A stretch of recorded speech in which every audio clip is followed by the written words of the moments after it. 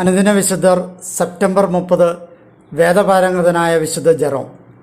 AD 345 ദാൽമേഷ്യയിലെ സ്ട്രിഡോണിൽ ജനിച്ച വിശുദ്ധ Jerome ക്രിസ്തീയ മഹാസാമ്രാജ്യത്തിലെ ഏറ്റവും മഹാത്മാക്കളായ വേദപണ്ഡിതന്മാരിൽ ഒരാളായിരുന്നു.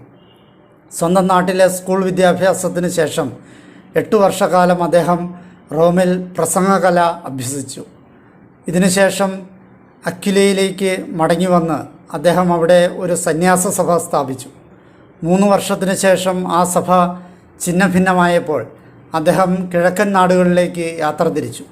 അവിടെ വെച്ച് അദ്ദേഹം മാൽക്കസ് എന്നു പേരുള്ള ഒരു വന്ധ്യവയോധികനായ മഹർഷിയെ കണ്ടുമുട്ടി. ശൂന്യമായ ഒരു നിലവറയിൽ ചാക്കുതുണികൾ ധരിച്ച് വേദഗ്രന്ഥ പഠനത്തിൽ മുഴുകി ജീവിക്കുവാൻ ഈ വിശുദ്ധന് ഉത്തേജനം നൽകിയത് ആ മഹർഷിയായിരുന്നു. വൈകാതെ അദ്ദേഹം അന്ത്യോക്യയിലേക്ക് തിരികെ വന്നു. വൈകാതെ വൈദികനായി തിരുപ്പട്ടം സ്വീകരിച്ചു.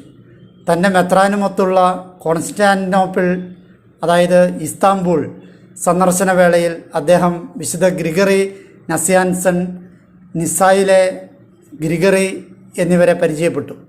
പിന്നീട് പോപ്പ് ഡമാസസിൻ്റെ പ്രൈവറ്റ് സെക്രട്ടറിയാകാൻ AD 382 റോമിലേക്ക് പോയി. ഇവിടെ വെച്ച് അദ്ദേഹം തൻ്റെ ആത്മസുഹൃത്തുക്കളായ പൗള എന്ന ധനാഢ്യയെയും അവരുടെ മകളായ യുസ്റ്റോച്ചിയാമിനെയും മാർസെല്ലായെയും കണ്ടുമുട്ടി.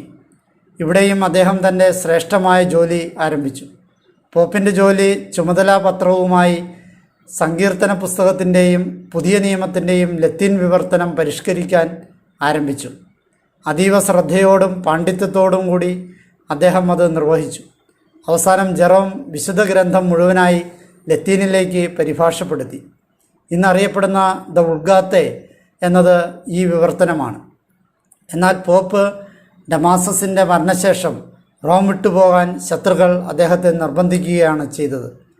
പൗളായോടും യുസ്റ്റാച്ചിയമ്മയോടും ഒപ്പം അദ്ദേഹം ബെത്ലഹേമിലേക്ക് പോയി.